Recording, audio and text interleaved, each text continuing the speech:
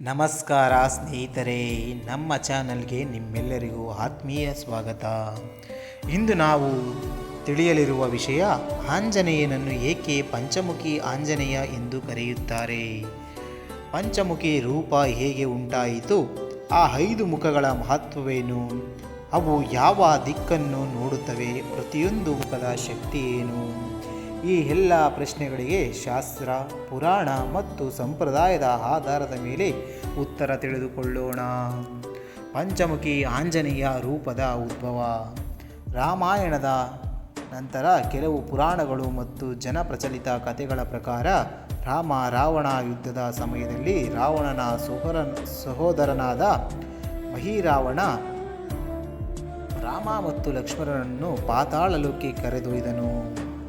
ಅವನು ಅತ್ಯಂತ ಶಕ್ತಿಶಾಲಿ ಮಾಯಾವಿಯಾಗಿದ್ದು ಅವನನ್ನು ಸಂಹರಿಸುವುದು ಸುಲಭವಾಗಿರಲಿಲ್ಲ. ಅವನ ಪ್ರಾಣವು 5 ದಿಕ್ಕುಗಳಲ್ಲಿ ಬೆಳಗುತ್ತಿದ್ದು ಆ 5 ದೀಪಗಳಿಗೆ ಸಂಬಂಧಿಸಿತು. 5 ದೀಪಗಳು ಒಂದೇ ಕ್ಷಣದಲ್ಲಿ ಆರಿಸಿದರೆ ಮಾತ್ರ ಮಹಿರಾವಣನು ಸಂಹರಿಸಲು ಸಾಧ್ಯವಾಗಿತ್ತು. ಆ ಸಂದರ್ಭದಲ್ಲಿ ಹನುಮಂತನು ತನ್ನ ದಿವ್ಯ ಶಕ್ತಿಯಿಂದ 5 ಮುಖಗಳನ್ನು ಧರಿಸಿ 5 ದಿಕ್ಕುಗಳಿದ್ದ ದೀಪಗಳನ್ನು ಒಂದೇ ಸಮಯದಲ್ಲಿ ಆರಿಸಿ ಮಹಿರಾವಣನನ್ನು ಸಂಹರಿಸಿ ಶ್ರೀರಾಮ ಮತ್ತು ಲಕ್ಷ್ಮಣನನ್ನು ರಕ್ಷಿಸಿದನು. ಆ ಕಾರಣದಿಂದಲೇ ಆ ದಿವ್ಯ ರೂಪವನ್ನು ಪಂಚಮುಖಿ ಆಂಜನೇಯ ಎಂದು ಕರೆಯಲಾಗುತ್ತದೆ. ಪಂಚಮುಖಗಳ ವಿವರ. ಪೂರ್ವಮುಖ ಹನುಮಂತನ ಮುಖ. ಇದು ಮುಖ್ಯ ಮುಖವಾಗಿದೆ.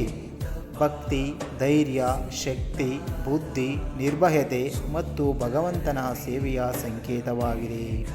ಈ ಮುಖವನ್ನು ಪೂಜಿಸಿದರೆ ಶತ್ರುಭಯ ಕಡಿಮೆಯಾಗುತ್ತದೆ, ಆತ್ಮವಿಶ್ವಾಸ ಹೆಚ್ಚುತ್ತದೆ ಮತ್ತು ಕಾರ್ಯಸಿದ್ಧಿ ದೊರೆಯುತ್ತದೆ ಎಂದು ನಂಬಲಾಗಿದೆ. ದಕ್ಷಿಣ ಮುಖ ನರಸಿಂಹ ಸ್ವರೂಪ. ಈ ಮುಖ ದುಷ್ಟಶಕ್ತಿಗಳ ನಾಶಕವಾಗಿದೆ. ಭಯ, ದೆವ್ವಬಾಧೆ, ಕಪ್ಪು ಮಂತ್ರ, ದೃಷ್ಟಿದೋಷ, ನಕಾರಾತ್ಮಕ ಶಕ್ತಿಗಳ ನಿವಾರಣೆಗೆ ನರಸಿಂಹ ಮುಖದ ಆರಾಧನೆ ಅತ್ಯಂತ ಶ್ರೇಷ್ಠವಾಗಿದೆ. ಪಶ್ಚಿಮ ಮುಖ ಗರುಡ ಸ್ವರೂಪ. ಗರುಡನು ವಿಷಹರಣ ದೇವತೆ. ಹಾವುಗಳ ಭಯ, ವಿಷದೋಷ, ನಾಗದೋಷ ಹಾಗೂ ಅನೇಕ ಅಡಚಣೆಗಳು ನಿವಾರಿಸುವ ಶಕ್ತಿ ಈ ಮುಖಕ್ಕಿದೆ ಎಂದು ಭಕ್ತರು ನಂಬುತ್ತಾರೆ. ಉತ್ತರ ಮುಖ ವರಾಹ ಸ್ವರೂಪ. ವರಾಹನು ಭೂದೇವಿಯನ್ನು ರಕ್ಷಿಸಿದ ಶ್ರೀ ವಿಷ್ಣುವಿನ ಅವತಾರ.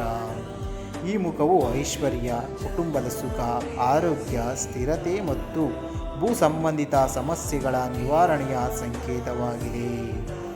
ಮೇಲ್ಮುಖ ಹಯಗ್ರೀವ ಸ್ವರೂಪ. ಹಯಗ್ರೀವನು ಜ್ಞಾನ ಮತ್ತು ವಿದ್ಯೆಯ ಅಧಿದೇವತೆ. ವಿದ್ಯಾರ್ಥಿಗಳು, ಶಿಕ್ಷಕರು ಹಾಗೂ ಜ್ಞಾನವನ್ನು ಬಯಸುವವರು ಈ ಮುಖವನ್ನು ಆರಾಧಿಸಿದರೆ ಬುದ್ಧಿವಂತಿಕೆ, ನೆನಪಿನ ಶಕ್ತಿ ಹಾಗೂ ವಿದ್ಯಾಭಿವೃದ್ಧಿ ದೊರೆಯುತ್ತದೆ ಎಂದು ನಂಬಲಾಗಿದೆ. ಪಂಚಮುಖಿ ಆಂಜನೇಯನ 5 ಮುಖಗಳು ಏನನ್ನು ಸೂಚಿಸುತ್ತವೆ? ಹನುಮಂತ ಶಕ್ತಿ ಮತ್ತು ಭಕ್ತಿ, ನರಸಿಂಹ ರಕ್ಷಣೆ, ಗರುಡ ವಿಷಹರಣ, ವರಾಹ ಸಮೃದ್ಧಿ, ಹಯಗ್ರೀವ ಜ್ಞಾನ. ಈ 5 ಶಕ್ತಿಗಳ ಸಮನ್ವಯವೇ ಪಂಚಮುಖಿ ಆಂಜನೇಯ. ಪಂಚಮುಖಿ ಆಂಜನೇಯನ ಆರಾಧನೆಯ ಫಲಗಳು. ಭಕ್ತರು ನಂಬುವ ಪ್ರಕಾರ ಶತ್ರು ನಿವಾರಣೆ, ಧೈರ್ಯ ಮತ್ತು ಆತ್ಮವಿಶ್ವಾಸ, ವಿದ್ಯಾಭಿವೃದ್ಧಿ, ಉದ್ಯೋಗದಲ್ಲಿ ಯಶಸ್ಸು, ಕುಟುಂಬದಲ್ಲಿ ಶಾಂತಿ, ಆರೋಗ್ಯದ ರಕ್ಷಣೆ, ದುಷ್ಟಶಕ್ತಿಗಳಿಂದ ರಕ್ಷಣೆ, ಆರ್ಥಿಕ ಅಭಿವೃದ್ಧಿ, ಮನಸ್ಸಿಗೆ ನೆಮ್ಮದಿ, ಭಕ್ತಿಯಲ್ಲಿ ಪ್ರಗತಿ ಇತ್ಯಾದಿ ಪದಗಳು ದೊರೆಯುತ್ತವೆ. ಯಾವ ದಿನ ಪೂಜೆ ಮಾಡಬೇಕು?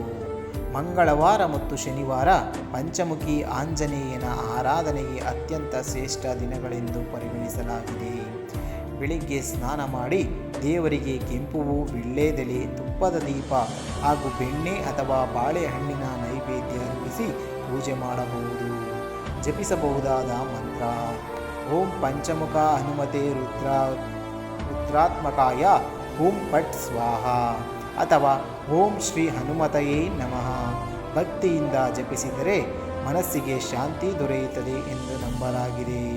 ಪಂಚಮುಖಿ ಆಂಜನೇಯನ ಸಂದೇಶ.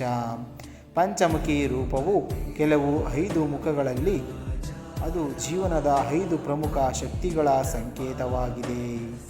ಭಕ್ತಿ ಇರಬೇಕು, ಧೈರ್ಯ ಇರಬೇಕು, ಜ್ಞಾನವಿರಬೇಕು, ಧರ್ಮರಕ್ಷಣೆ ಇರಬೇಕು, ದುಷ್ಟರ ವಿರುದ್ಧ ನ್ಯಾಯದ ಪರವಾಗಿ ನಿಲ್ಲುವ ಶಕ್ತಿ ಇರಬೇಕು.